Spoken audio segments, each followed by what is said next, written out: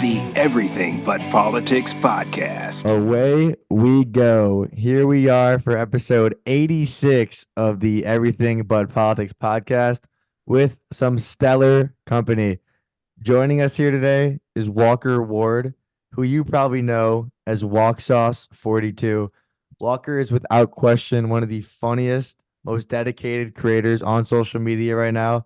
And it is a pleasure to have you here with us, Walker. How's it going, man? Let's go, you guys. Thank you so much for having me. Happy Wednesday, Evan and Merrick. It's my pleasure to be here. I'm doing great. I'm just chilling. It's a beautiful day up here in New Jersey, and I'm excited to be here. So I want to start this off. I don't know the last time that you've thought of or heard of what I'm about to ask you about, but Okay. long before you were Walk Sauce 42, who was Walker of Behind the Lines? Oh, like Between the Lines with Walker Ward?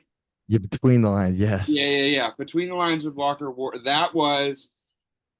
Who was he? I guess he was just Walker. He was Walker, but he was a news anchor. I'm just going to speak about myself in the third person for a minute here. He was a news anchor in April of 2020 when COVID started, when the world kind of got flipped upside down and we all kind of, moved home and had a bunch of extra free time on our hands. Usually, when I had all this time in the office where I had to look busy, I was now at home working remote and I could kind of do whatever I wanted. So I started a news show called Between the Lines with Walker Ward, where I was just kind of like a Walmart version of Ron Burgundy, just trying to give some people some fun content, some fun fake news. I would I would be in the studio as the news guy, cut to a clip of like some random guy who drove through a steak and shake in Florida was one episode, and I'm like the guy in the car. So it was a little news bit that I did.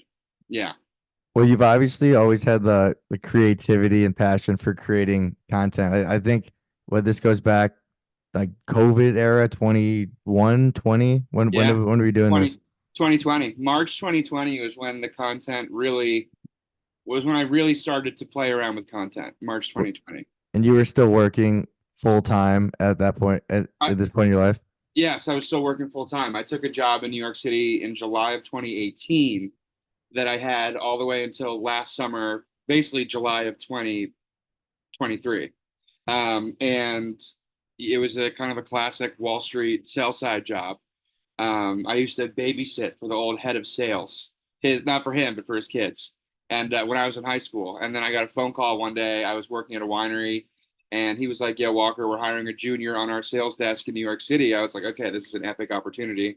Let's go." Went through the interview process, and next thing I knew, I had a sales job on Wall Street, and that kind of snowballed into a 5-year career there. But so that's what I was doing when COVID started, and then that's what I was alluding to when I used to have to look busy at work sometimes. That's the job that I was doing. But then when COVID hit, that was when the content stuff really started. That's classic. Look busy at work. While you were looking busy at work, were you kind of plotting your next piece of content?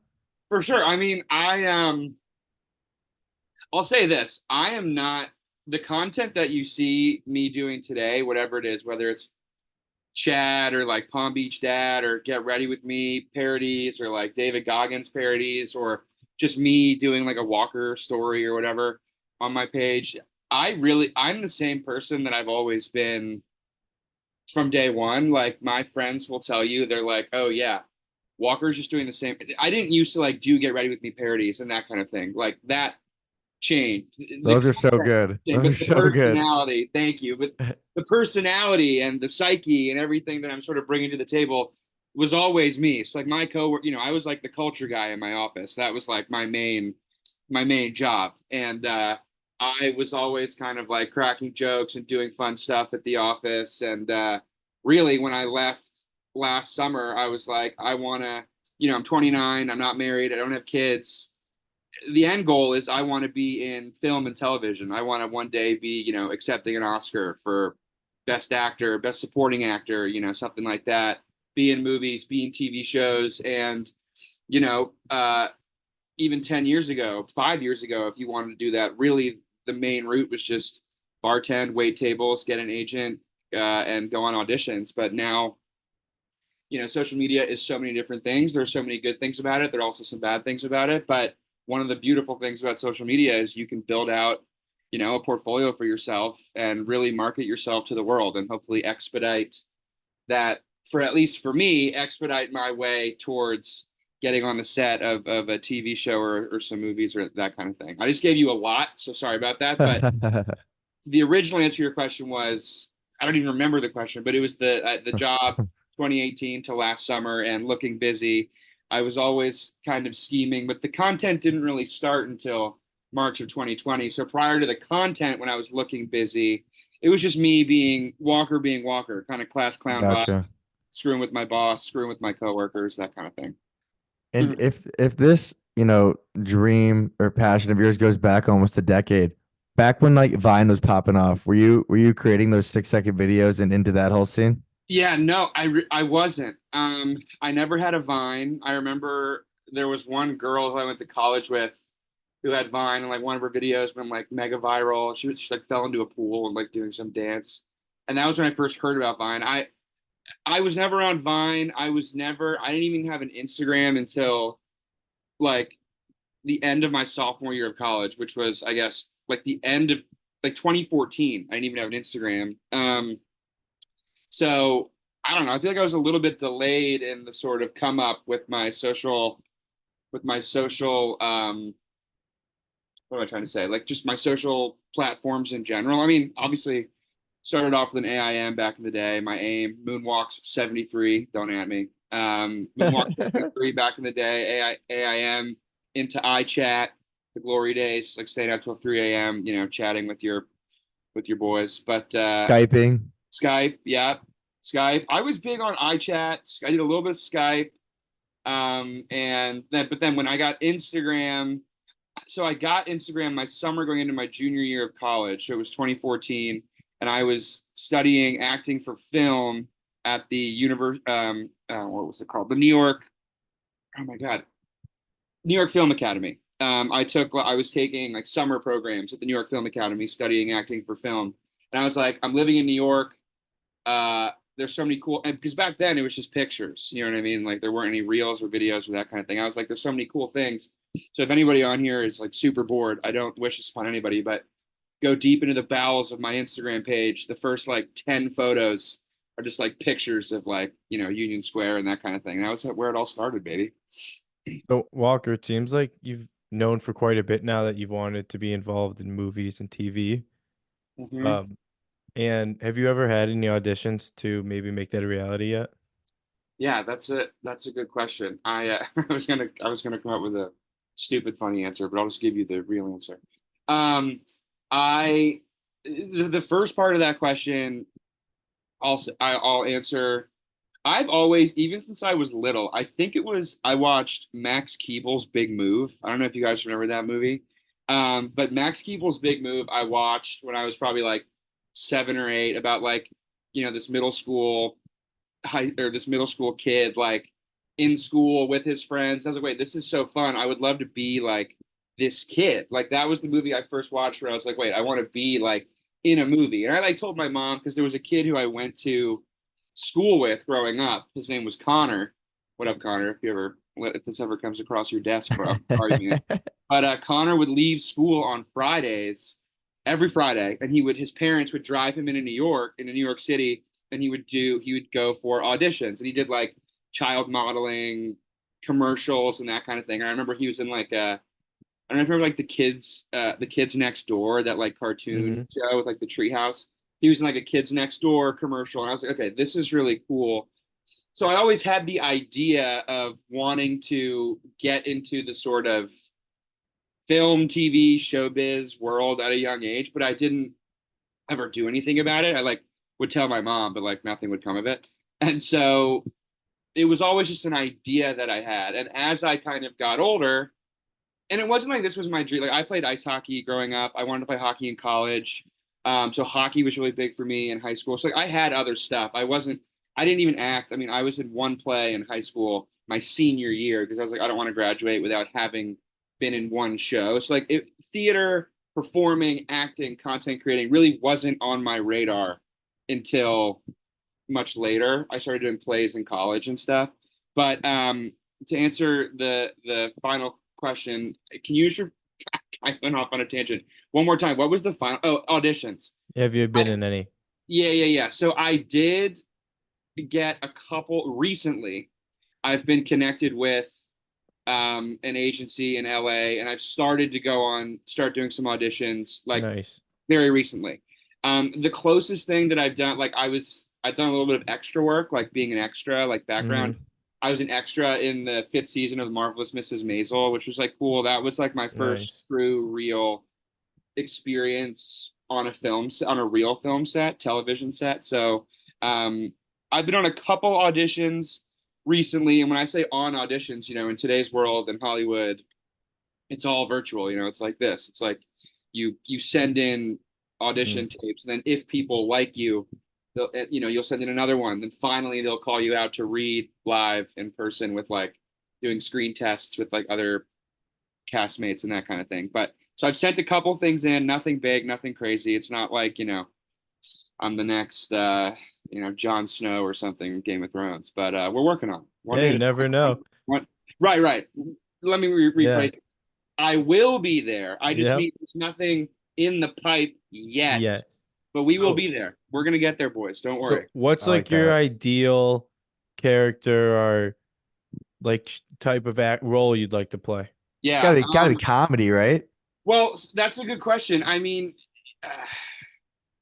I guess there are a couple answers to that. I mean, the first one would be yes, like the stuff that comes the most naturally to me that I think my comedic part of my personality, I guess, lends itself well to Instagram and TikTok and stuff, just because I can do like the parodies and like, the Get Ready With Me videos and making fun of like Chad or like the Wall Street intern and like that kind of stuff. I will say though, I like on my bio for my acting profile that gets shopped around to casting directors and that kind of thing, I technically fall under the like sort of will try it all or will do it all umbrella. I'm not just comedy. So like the last audition I sent in, actually, it was for a thriller movie that's coming out on Amazon, and I would be the bad guy who like breaks into the house and like, it's like not a good situation. I'd be the bad guy, and that I think was more for the people liked the look. They liked the look naturally. I mean, how can you not? But no, I'm just kidding. But they did. They said they're like, we like your look. Like you look like the guy we want. You could That's throw like, supportive. black Yeah. beanie on my head, give me like a gun and a mask, and I could like, Yeah. It's like Josh and Drake and Josh with the movie theater. Exactly. But to answer the question, Evan, I mean, I would say if I could like compare it, I would love to be. I mean, I would love to be like a Donnie in like Wolf of Wall Street, like Jonah Hill's role in Wolf of Wall Street. Totally. Like, I can see that. that kind of. I get people think I look like Jonah Hill. I get Jonah Hill sometimes. So like Little that, bit. I could see that vibe, but I also, I mean, I would do any. I mean, like I think a period piece would be really cool, like a Game of Thrones. Like I'm like one of like Jon Snow's boys up in Winterfell, like with like the beard and like the freaking cape and like sword and like just being badass. And then I'd probably get killed off in the first 30 seconds of the show. But like, really anything. But I would think just with sort of improv and sort of thinking on my feet and some of the skills that I have, comedy would be the way, at least where I would start. Something like a Donnie and Wolf of Wall Street, like Jonah Hill, the Ludes Yeah. Jordan, Steve Madden. And aside from acting, do you ever have like the idea to like write scripts? Yeah, I mean, I get ideas. I was an English major in college. I was a double major in English and Spanish with a minor in theater. If anybody at Hobart in the registrar department is listening to this, don't fact check that. But I tell people I was a double major. I was like 1 credit short, but like let's just roll with it. So anyway, the English piece, I've always enjoyed writing, like poetry, like that. I'm a citizen of the world, boys. I like to write. I'm expressive. I'm a Pisces. I'm a water sign.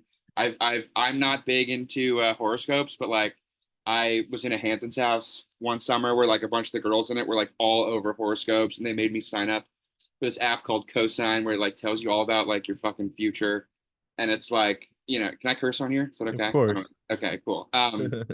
Sorry, mom. But and like, so I know a little bit more. Water signs are emotional, yada yada yada. Bringing that full circle, English major. I get ideas, and I feel like everybody, you have like a stream of consciousness. You think about ideas and stuff all the time, and I will definitely write. I have never written a full, true screenplay, like ready to shop around to like a producer or something, that kind of thing.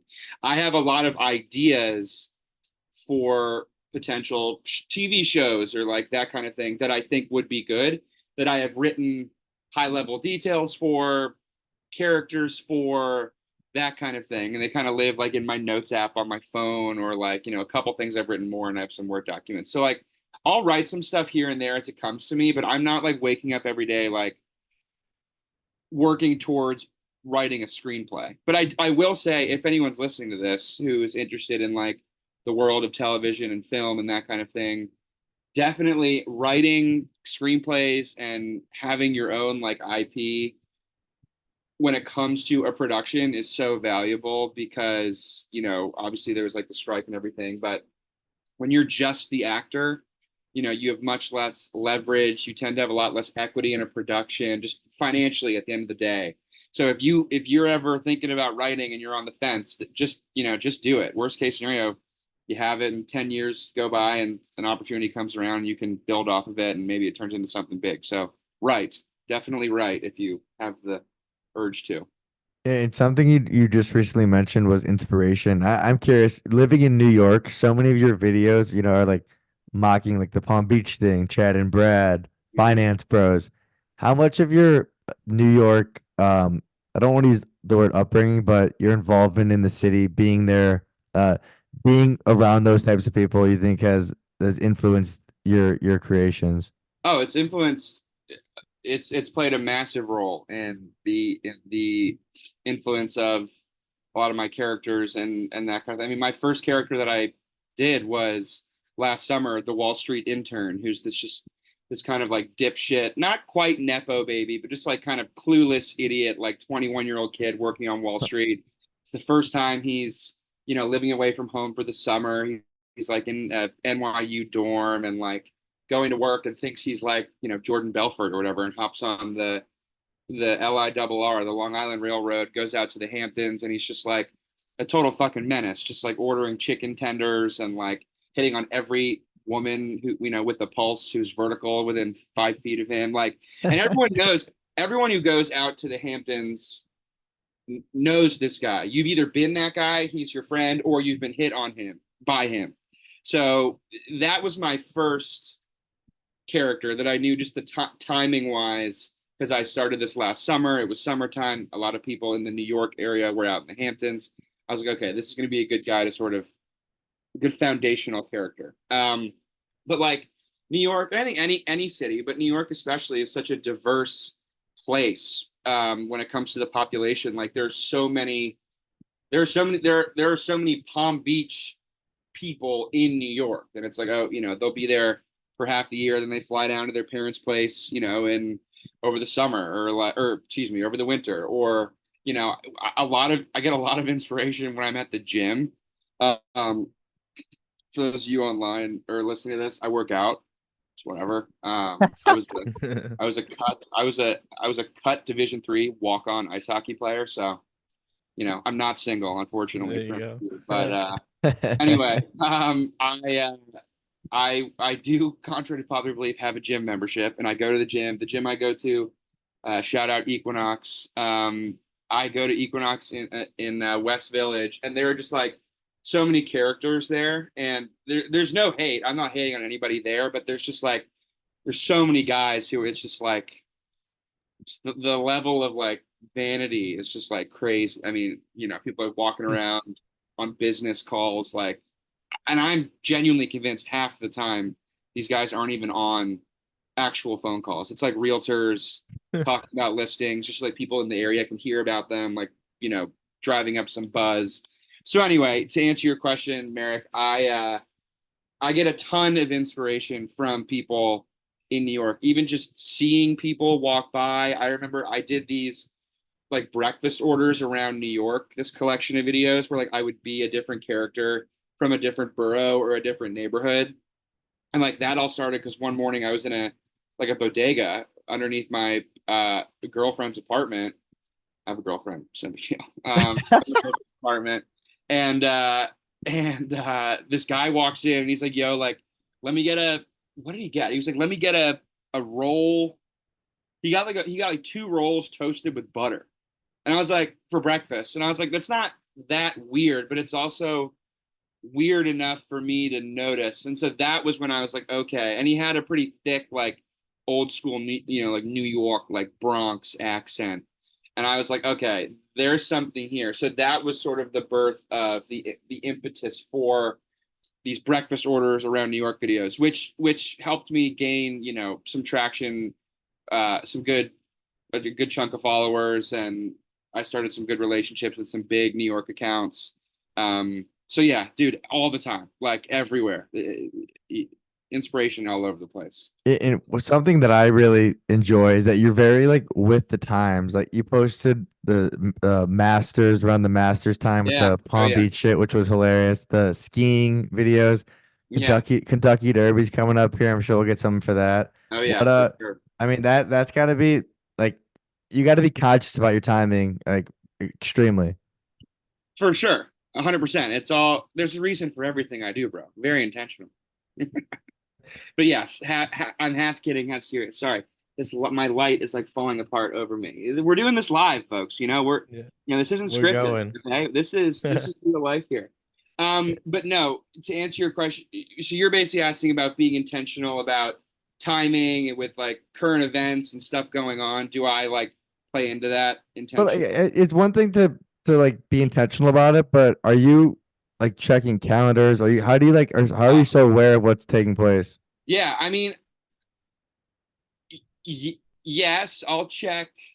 Like the Masters and spring break time, like that's a given, I suppose. But there is Yeah, other small things that like it would typically go unnoticed. for sure, for sure. Like I'll definitely, really, I will like when I'm not filming content or like writing, little mini scripts for videos and that kind of thing. I will just like kind of scroll around on Instagram, kind of like an old school, artist or a painter, like walking around a town looking for inspiration. I'm equating my process to that. I will like chill on my phone and like scroll through and see what people are posting about, what people are talking about, what are people posting stories, and it's like I didn't even know Coachella. Obviously, I know what Coachella is, but um, I didn't know when it was, and I saw people start talking about Coachella, and then I saw people then talking about Stagecoach. So I will just try to be plugged in, just manually, like scrolling around, and then I will look. Then I'll do my due diligence where it's like I'll go to the Coachella lineup and I'll try to find some sort of like obscure but artist that people like know about that would be like a funny name drop, like that kind of It's thing. the little things and they add up, and that's Little what things, makes it for good. sure. For sure. Anybody could go in and just drop like, I don't know, some like Doja Cat or whatever reference because like she's always got crazy outfits on and she's very famous. But you find like the niche, I don't know, you know what I mean? Like just something a little more niche that like it kind of catches people's ear. They're not really expecting it necessarily. Then like, oh wait, that's like, and it makes it a little more legit. It makes people sometimes think that I'm actually like going to these events, and I'm not usually there 99% of the time. Like I'm up here in my ivory tower with my green screen, just like from afar, just like sniping, making content. I'm not like boots on the ground, at the festival, for example, just like, we out here. That'll come, and that's not what I'm doing yet. We out here. So And We out here. Walker, what were your friends and family's reaction when you first started this social media journey? Great question. Well, I haven't talked to my parents in 10 months, so I'm just kidding. My it was, so it's a good question. So long story short, I worked at this company, this sell side company, for like a little over 5 years. And when You were a finance bro? I was a finance bro, I was the farthest thing from a finance bro though, because like, well, I had the persona. I probably came off like a finance bro, but if someone was like, "Yo, tell me about the stock market," I would have been like, I can't tell you anything. I was like in sales. You know, sales is much different than being like an analyst or like something where you're like in the weed. Now I'm bringing out like Wall Street lingo I haven't used in forever. Like in the weeds, like like pumping through like pivot tables and like actually like tracking stocks and stuff. I was a sales guy. My job was literally listen to what our analysts had to say in the mornings before the stock market opened. Basically, digest, download that information so that I could at least sort of talk about it. Call my clients, be like, "Yo, what up, bro? Our analysts are seeing that Walmart sales are whatever, blah blah blah, year over year. Do you want to talk to our analysts?" I was like just like a fucking phone operator, just like a connector. You know what I mean? So I was a sales. So I wasn't a traditional finance bro in the sense that like I wasn't a highbrow, high cotton finance bro. I was like a Walmart version of a finance bro. But yes. And so anyway, that job last June, almost a year ago, I was let go from the job. I didn't voluntarily leave. I wasn't like, "Yo, I'm out of here. I'm gonna go do content," or like, "Yo, I'm over this." I was let go. So when I was let go, I sort of took that as a sign, whatever, as an opportunity to be like, "All right, look, I'm now gonna go." Like I said earlier, I'm 29. I don't have kids, whatever, a family I have to support. This is the time to go for it. I'm gonna go for it. I had friends in the industry, in the finance world who are like, "Walker, will help you out, get some more interviews for a new job." I was like, "No, I'm done with this. We gave it the old college try. Fuck you. I'm out of here.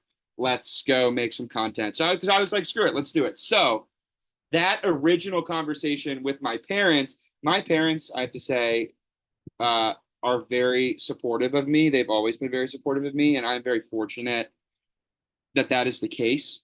Um, they believe in me, which is really great. Their main thing though is just they want me to do something that I can earn a living with, and this is not just going off and like because when this happened, I had like 3,500 Instagram followers, maybe.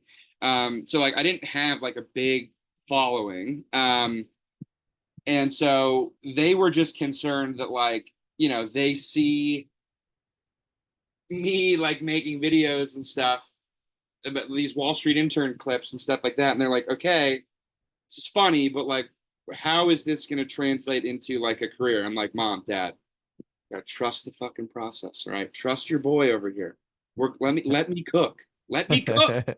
So they let me cook begrudgingly, kind of, but they did. And I was very fortunate. This guy reached out to me like last October, who is now my full-time manager, and he's awesome. And he helps me a huge deal with brand deals and sponsorships and that kind of thing. And like, I think I've been fortunate compared to a lot of people. I've had I've worked my ass off. I have made like a video every single day up until like a month ago, like every single day from the day I got fired until like a month ago.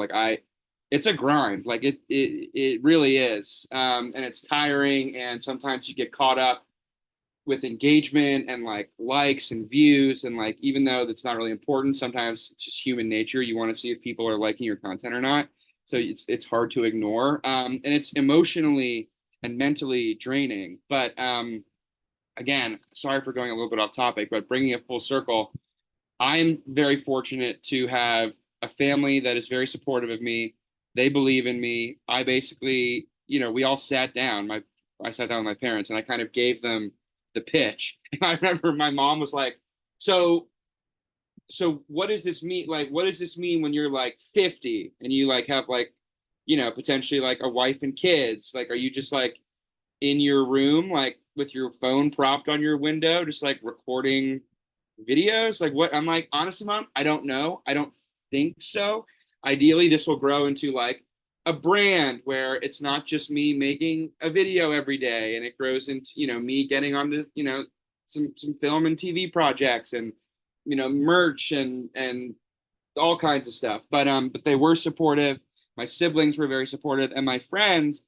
The other thing too is like I said earlier, I have not changed who I am sort of as a person, personality wise, with the content. Like, I know some people who have been like, and I'm not saying it's necessarily a bad thing if you do this, but like, I know some people who are totally just like one person as a person, going about their day, like at the bar with the boys, or, whatever, with the squad, if there are girls there, kind of thing. And then when they like turn a camera on and they're doing like a merch haul or something like that, like they have a totally different vibe. They're almost like unrecognizable. They're not the same personality wise. I have stayed very sort of much the same. So my friends, when they've been watching this journey of mine, they're just like, oh, that's Walker's being Walker. It's not like, oh, wait. Well, I remember I had one friend who like went to college. We knew him his whole life as Robbie. He was always Robbie.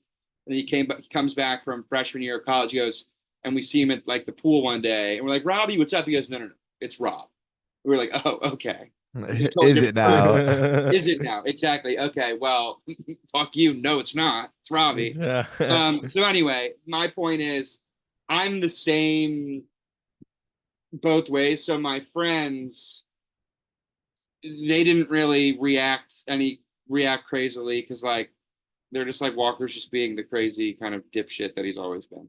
Well, and Walker, like I said when we first started off, like the dedication is absolutely there. You could, like, for me on the outside looking in, just like watching your videos when they pop up, like you're going all in. You're putting shit on your face. You're doing the accents. Like I look at, from our perspective, from episode 1 now being episode 86, like from your first clip to now your thousandth something. Yeah. Like, how different is it when you're behind the camera and you're putting shit on your face? Like, can you imagine yourself doing that first clip ever? No, definitely not. I couldn't imagine myself doing that. And that's kind of like, I think this is how life kind of works in general. Most of us don't really know, even if we have a plan or a path, a career or whatever, we don't really know. But shit happens.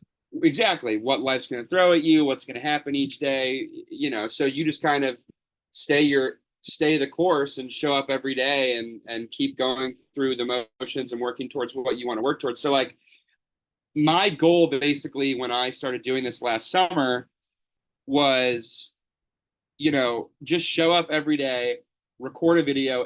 Consistency was big for me. I wanted to record a video every single day to scale, and grow my following. That was one of my goals. And I knew, or at least I thought, that the way you grow a following on social media is by being consistent. And like for the first like 5 weeks, maybe, I was, I posted a video every single day. So, it's 7 videos a week for 5 weeks. What's 35 videos, I guess, like back to back to back to back to back. And I wasn't really getting much traction. I wasn't building much of a following. And I'm like, God, this is kind of a pain in the ass. I can see why people just try it and drop it off. But, it's like going to the gym. Like, you're not going to see results after the first day or after the first week or after, maybe after like 3 weeks, you start to see, you'll feel results, but you won't, other people won't see them. And so I just, to answer your original question, I mean, I never had in mind when I was first doing the Wall Street Intern, me 8 months later doing like Get Ready With Me videos, like parodying like the whole makeup skincare movement. Bro, I have so many fucking boxes in the room next door of skincare brands and makeup brands and like all these, mainly like, well, whatever, all these products just like stacked in there in boxes. And my girlfriend's like, and my mom are both just like happier than like a pig in shit, just like with all this shit stuff coming through the door. I'm like, yeah, take them, because I don't use them. Because like, ironically, these companies are sending me makeup and skincare stuff, but like, I don't I use like food, or I use like, Like you know, mayo, peanut butter. mayo, you know, Yeah. condiments and vacuum, you know, vacuums for like my hair curlers and shit, you know. So if Dyson wants to sponsor, Dyson, you know, Dyson vacuums, or like wants to sponsor me, great. But I had nothing to use the makeup for. Now, Walker, you just said that when you first started doing videos, you thought posting consistently would grow you the most followers. Yes. What has helped you the most grow your page?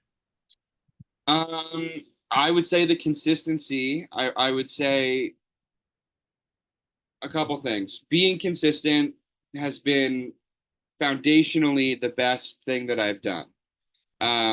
You know, and not getting too caught up in like, you know, it'll happen now and then, but not getting too caught up in like your engagement and your amount of views and comments and that kind of thing. Just being like, okay, I'm gonna show up today and I'm gonna post a video today.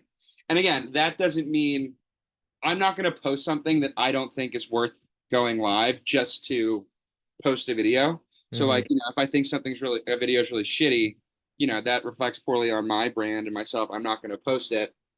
So being consistent with posting definitely helped grow my following. It helped me with exposure, being seen by more people. The algorithm, and the algorithms always change. These fucking platforms are always competing with each other and changing stuff. So then content creators have to adapt, and it's really a pain in the ass.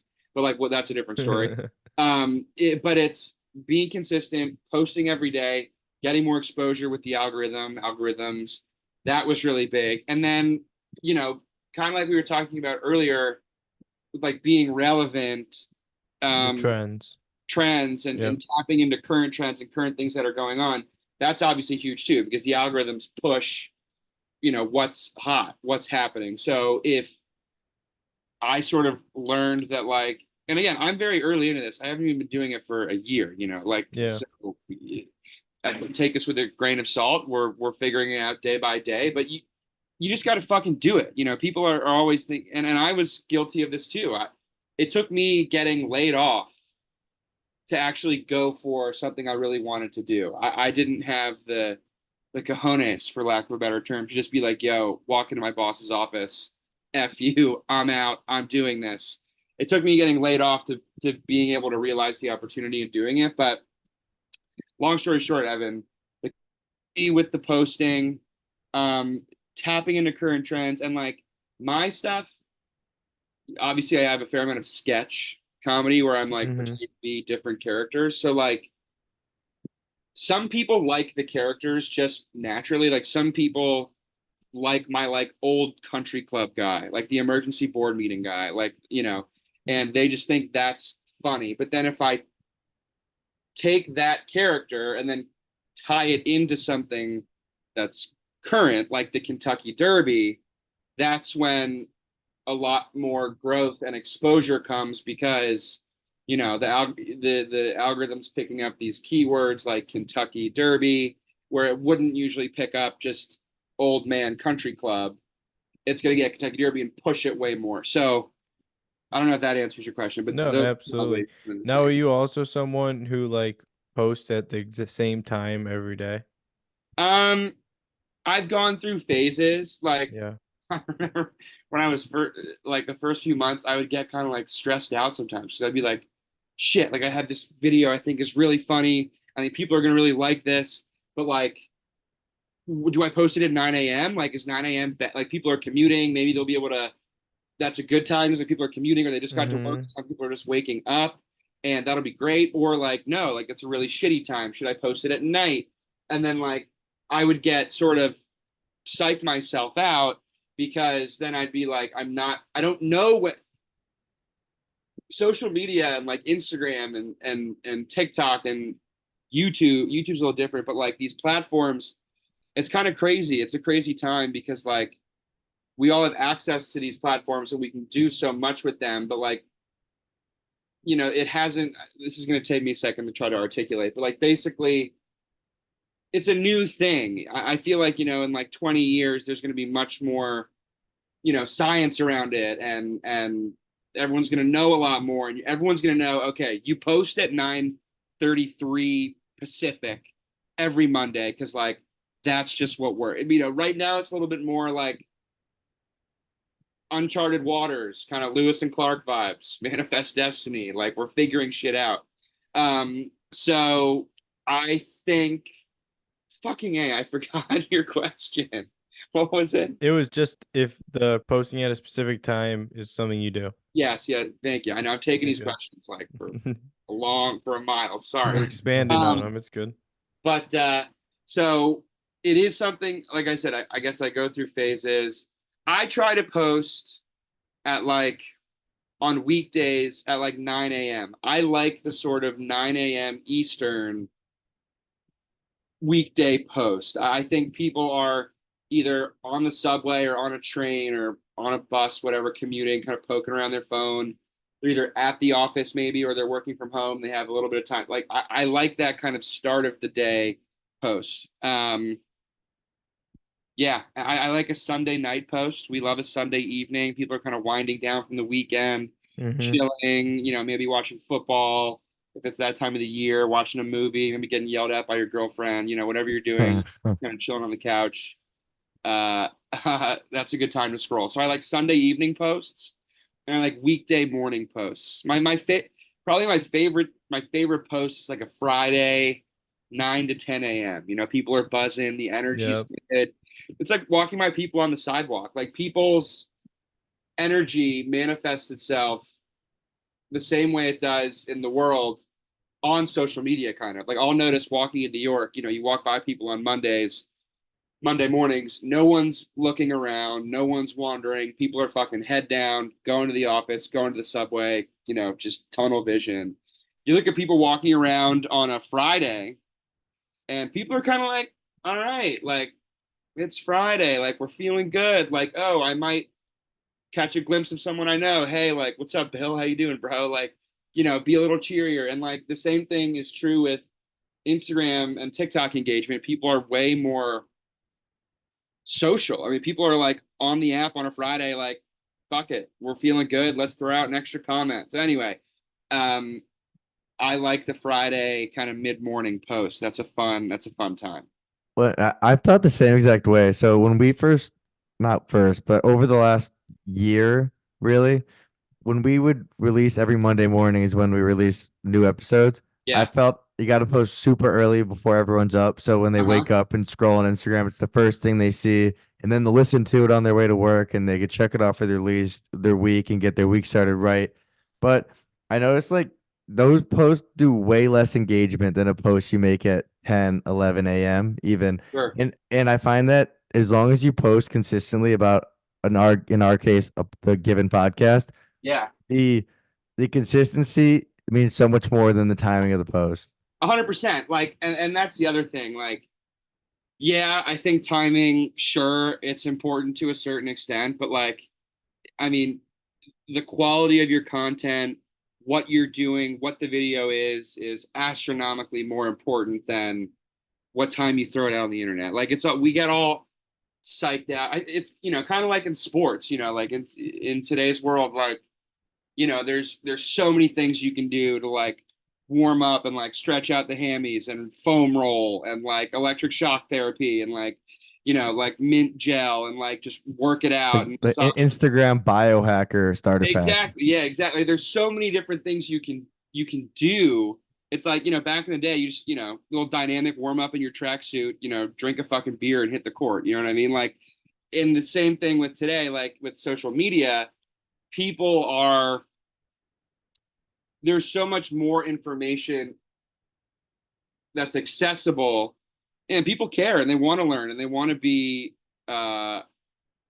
diligent in what they're doing, myself included. I want to learn more, continue to learn more. But like at the end of the day, it comes down to just believe in your content and believe in yourself and then, post it when you post it. If you post a really, really good video, objectively funny or some like sick house tour or something that's going to get a lot of eyeballs. If you post that at like 7 a.m. on a Monday versus posting like some shitty whatever, like me, whatever, on a Friday mid-morning, even though the timing is more desirable on the Friday, that Monday post with the better content is always going to outlive and outrun the Friday well-timed shitty content post. So anyway, yeah. And correct me if I'm wrong here, but for me personally, I think the post that exposed me to your content was the dads waking up their daughter versus Yeah. dads waking up their Yeah. son. That was that door. Came through was that door right there. That's so was that in your opinion, was that one of the posts that kind of took it to the next level? Yeah, for sure. That was one of the first. That's actually a good point. I haven't done the dad videos in a while. I got to bring generic dad back. But that was one of my first videos that went viral. Excuse me. And I was actually about to say, when I say viral, I mean like multiple millions of views. That's definitely viral. Yeah. Because I've noticed, I was about to say before we jumped into the dad thing, with the timing of the posting, like I will notice my videos that do go viral, 500, 600,000 views plus, they don't get to the viral level until like at least a week after I've posted them. So like with that dad video, for example, I posted it. I had a much smaller following when I did that. So like it like hovered around probably like 20,000 views maybe for like a month. I remember this, like a month. And then one day I just popped open my phone and I had like just maxed out story mentions and my phone was like bugging and I was like, yo, what the fuck? This is wild. And it just like popped off like a month later, which is very strange.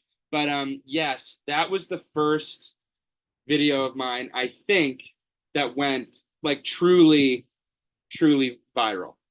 And it sat there. That was my big that was like my big viral video, really, my one and only, my crown jewel, for like until I started doing the Get Ready With Me's. Really, I had some David Goggins videos that were in the low millions, but like the Get Ready With Me's, I have some Get Ready With Me's.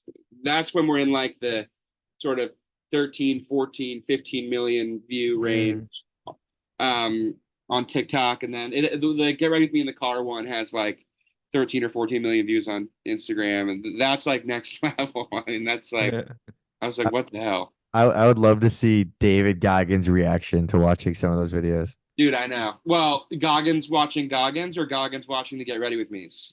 Goggins watching Walk Sauce be Goggins. Yeah, yeah. Well, he's seen them. He's reposted them on his page. That's great. Oh, that's dope. He's interacted with them. I remember the first one he interacted with. I did a